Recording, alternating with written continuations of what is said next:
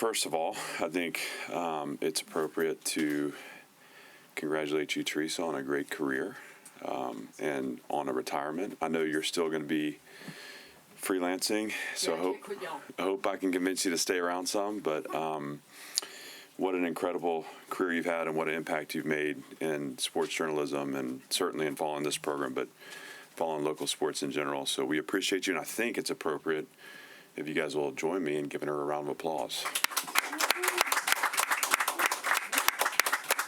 Thank you very much. Obviously, this meeting here is in lieu of me getting in front of you guys after practice talking about how great the first day of practice was. I'm still not here to answer any substantive questions, so if we're on the same page, I'm just kidding. No, training camp's a special time. I just had our first team meeting, and yeah, it's just, we're so excited. This is a special group of people that is looking to accomplish special things, and we got a lot of work ahead of us, but it feels good to be at this point, and I think it's worthy, at least from a team standpoint, to celebrate where we are and where we're headed. I told the team, it now boils down to action. If you listen to every head coach in the country, we all say the same thing. So this has got to be determined by our behavior, by our willingness to go further, and our sacrifice and our connection. Those are all real things to us.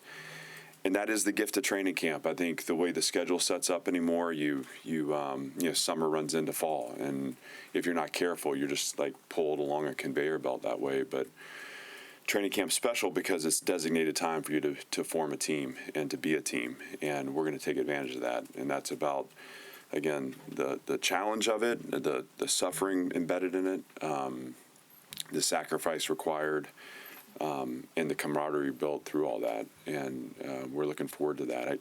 The goal is not to survive. It's not to just end up on our feet. Obviously, we want to be ascending as we open with Austin Peay, and we know that the season's going to require us to ascend as we go too. So all of this is about affecting each day in a way that allows us to be the best we can be when we're teeing the ball up, and then also, obviously, long term, to win a championship, you got to win late in the season. So how are we taking care of ourselves? How are we setting routines, habits, behaviors that set the course for the endurance required to chase what we're chasing? But today's a day of celebration for the team and for me, and a point of excitement that I'm happy to be sharing with you guys now. So I'm happy to open up. With that, you now have to find a new quarterback. How are you looking forward to this competition, and when would you like to be able to make that decision on who starts the opener, and how fluid might that be of a situation this year? We've seen a lot through the summer, so I think this becomes a little bit of a process of elimination. Obviously, I think we've seen strong performance in the four guys that have been competing for the job, but we've honed in, and so the reps we take during camp will be strategic, and will be pointed towards making the decision. So the timing of that, obviously, I want to be able to adjust as we go, because that's my prerogative, and if I feel like we need more time to decide, we'll take more time. But I'm really targeting that first scrimmage as coming out of that with a great evaluation to say, can we kind of organize a depth chart? And again, all of that to me is about how we distribute reps. That's where the depth chart and build chemistry. That's where the depth chart can be helpful.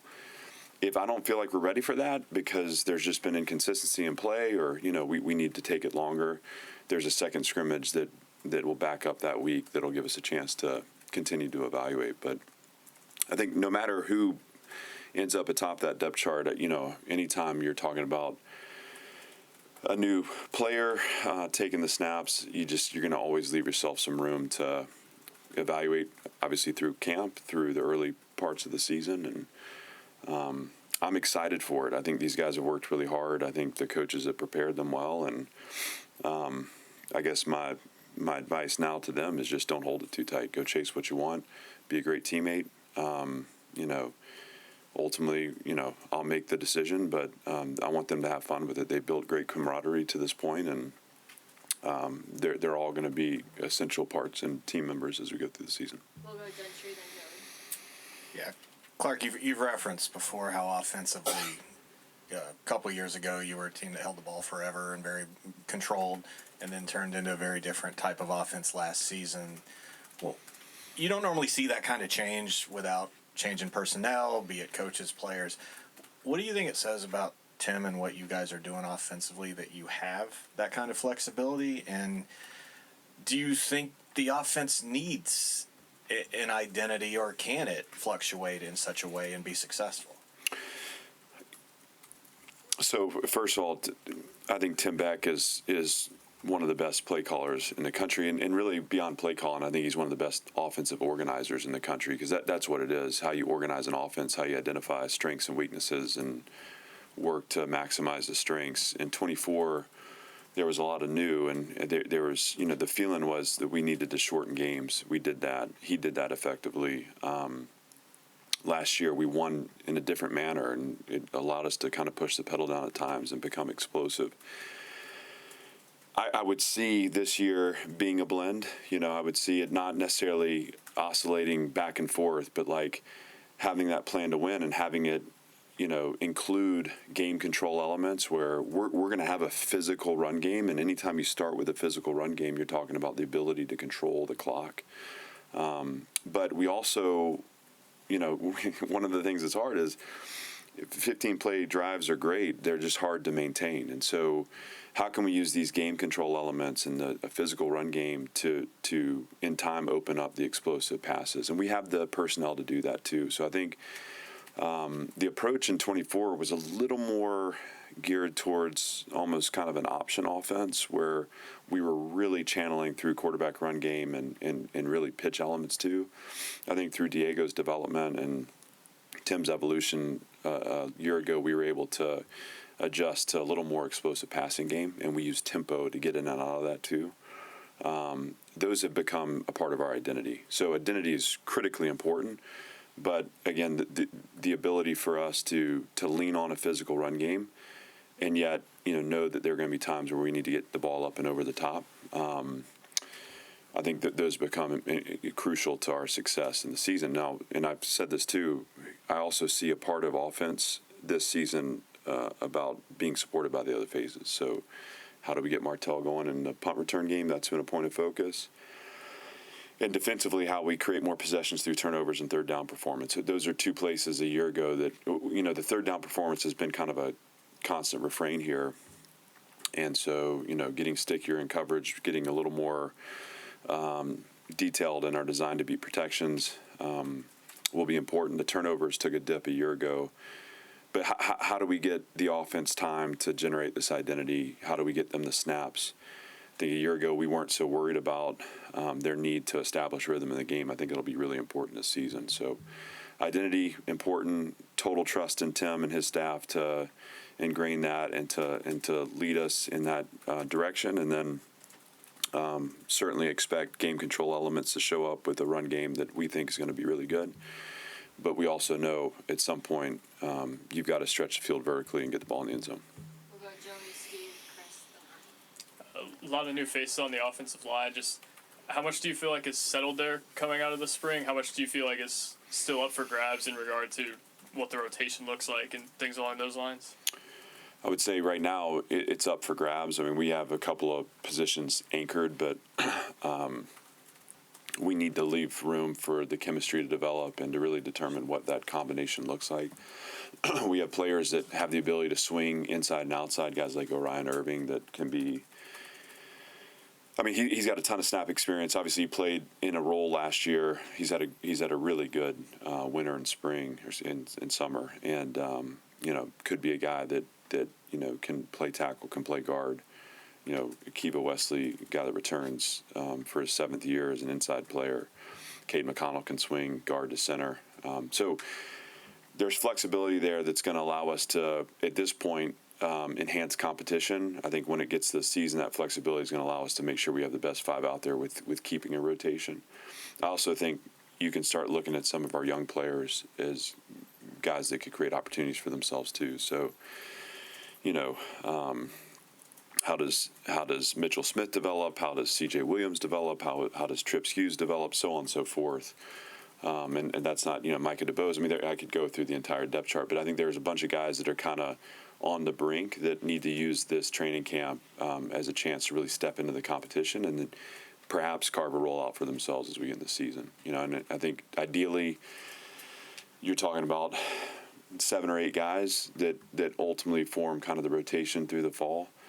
Now they get the opportunity to prove they're ready to play. Steve and Chris. Clark, you guys have built so much here over the last couple of years, literally, from the identity of the team to the building we're in right now. A lot of work's gone into that. How much can you carry over from what you've been able to accomplish the last couple of years versus telling this team that they have to recreate it all on their own? I think you carry over identity elements, cultural elements, kind of attitudinal elements. I think that you have to, I think there's an external feeling that this program reached a point of arrival a year ago. I think that is in direct conflict with how we feel internally. So this is not about replicating 25. It's about finding new heights in 26 because that's what we're here to do. And so you have to recognize the things that we've done, or again, those points of environment or attitude that have been effective, and really work to carry those through. I think particularly in a transfer portal era where you are adding snaps, but those snaps have come outside our program, and playing Vanderbilt football is a certain specific thing. So I think we got to continue to bring into focus that team identity that we want to, carry forward from 24, 25, and now 26. And then it's about telling the team, now you go make it as good as you want to make it. We feel like there's a lot inside our control. We know that every game we play is going to be hard. But at this point, standing with you today, I mean, everything is out in front of us. And so what a great opportunity to not just kind of copy and paste what we did a year ago, but to reimagine, rethink. That includes in my role too. What ways am I adjusting routine? How am I accounting for schedule changes? Think about the context of this year in general. We're playing 8 consecutive games to start the season. We got 9 league games. We got 1 bye week. Well, those 3 factors in and of itself create a different season. So we have to reimagine some of the things that we do and work the best we can to get this team as sharp as it can be, but also understand too that there's endurance in this run and we got to be ready. So we love the physical changes of the spaces. We're excited for more. There's going to be a weight room in our facility opening up here in a couple weeks. We're really excited to occupy that. And again, a huge credit to Candace and her vision and leadership and support in what we need to do. Once we get into that new weight room, we're going to turn the old one into a player lounge. That construction will be ongoing through the season. Think about that. We've never had a designated space for our players to hang out in this program, and we've been a pretty close-knit group. Imagine what we can do now that we can play what do you call it, Papa Shot together. Teresa, you can come in there and hang out too now that you're on the other side. Make shots. That's okay. I can't either. We'll compete against each other. But those are little signs of progress for us, the physical changes that I think we're excited about, and obviously the big ones to come in a couple of years when we have a new building. But we celebrate the south end zone. We celebrate the environment that was created in our football stadium. We understand that we're a huge part in that in the way we play. So now we take our focus to that. We'll go Chris Lee, Aria Graham. Clark, with the court ruling that opened up the door for 2022 grads on Friday, are you looking at adding anybody, bringing back somebody from last year? And second part, how hopeful are you that something gets through the House and Senate to kind of put the chaos to bed for good?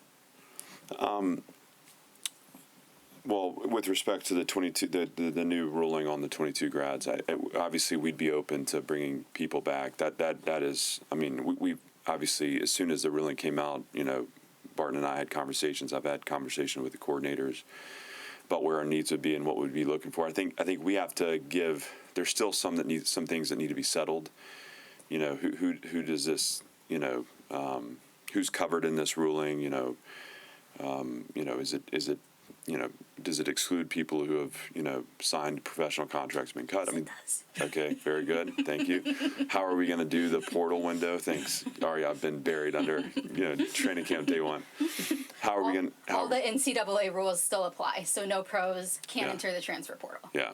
So there's a lot of restriction involved in that, and so we have to let that sort. But in the meantime, we can kind of prepare for different approaches depending on what's available to us. And, as far as players that are impacted internally, I think of guys like Langston Patterson, who is in camp with the Cowboys right now. We're excited for him, and so it's just. There's just going to be some limitations that way, but we'll always look to improve our roster where we can. What was the other part of that question, Chris? Sorry. How relieved will you be just to, Oh, the. are you hopeful that this will get through the House and get the are you optimistic? It seems like we're making progress. I'm gonna bury myself now again in kind of the season, so I'll let them sort that out. But I'm encouraged by the progress. I'm hopeful for guidance and direction. I'm hopeful for our sport. I'm hopeful for college athletics in general. And I also love where our game is. So, I want to be really clear on that, because I think a lot of times we, especially as coaches, we can sound like we're playing a negative tune. I actually love where our game is. What I'm interested in is not having the ground shift under our feet every day. So knowing the conditions of the game and knowing it's going to be this way for some time, there's actually some boundaries here. And then, when you talk about sustaining something over time, obviously I think what we are doing currently is not sustainable. And so, though I celebrate the progress we made, I'm really interested in how we create conditions for sustainability. We'll go Aria and then Graham, then Alex. Yeah, so two things. First of all, to build off of what Chris said, so part of the ruling is that all the players that they may have an extra year, but they still count against the roster limits. So with that in mind, I know there's designated student athletes and everything. Do you actually have space on your roster right now to add a player without cutting anybody? And second of all, are there any injuries that would impact players' availability for camp or for the start of the season that were not, present in the spring? We have room. We don't have unlimited room, and I would not think about cutting a player to add room. So this is our team. If we can enhance it with the space we have, great. And again, we're somewhere in the ballpark of 115 players. You may know better than me, but it's a big room. But some of that is with designated student athletes. And so there's a couple of spots maybe that we can work with. As far as new injuries, we'll have a couple bumps and bruises. Taylor Carter is going to be limited here at the start. We're going to give him some time to come back from a toe injury. But I think on the whole, most of what we're dealing with is just wear and tear. So on the whole, we have a healthy team, and we'll have a team that is, the majority of which to some level of available as we start fall camp. We'll go Graham and then Alex. Yeah, Coach, earlier this summer, the NCAA made the 5-for-5 rule. Just what are your thoughts on that, and then how do you see that impacting your program?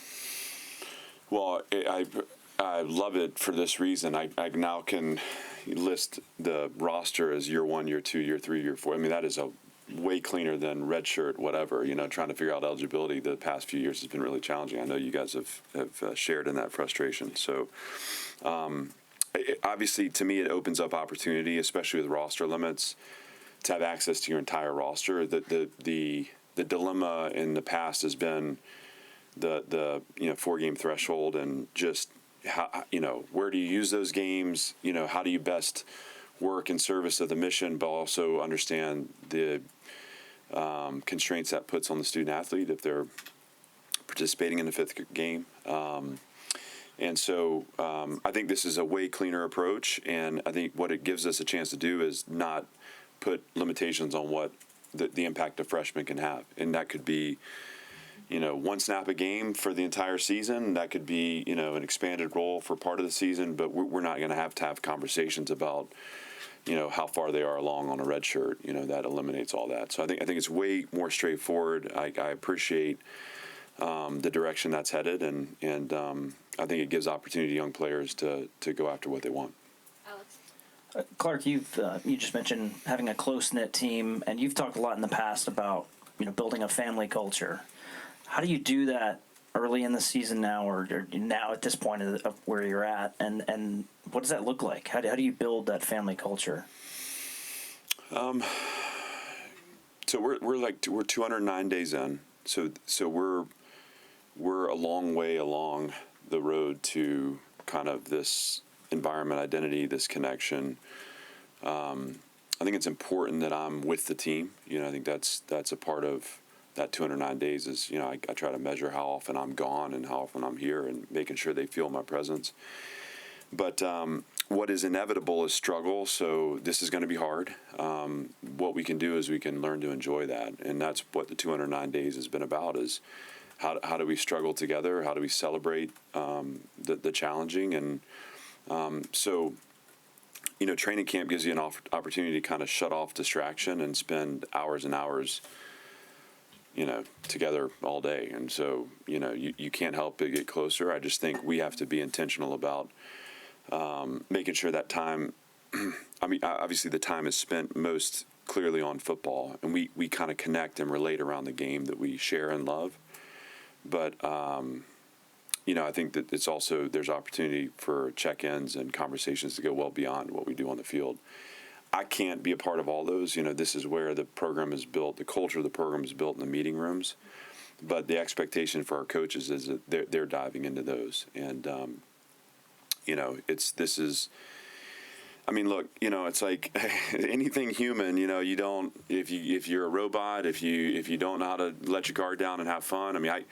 The first meeting we had today was like an operations meeting, and the team had determined to bum rush me when I walked in the room, so I don't know what that says. There were no punches thrown, which I appreciated that, but it felt like a group that was excited to be together and excited to have me in the room. That felt good, and the more we can kind of have fun and enjoy and celebrate the time, what I know to be true is that we won't get it back.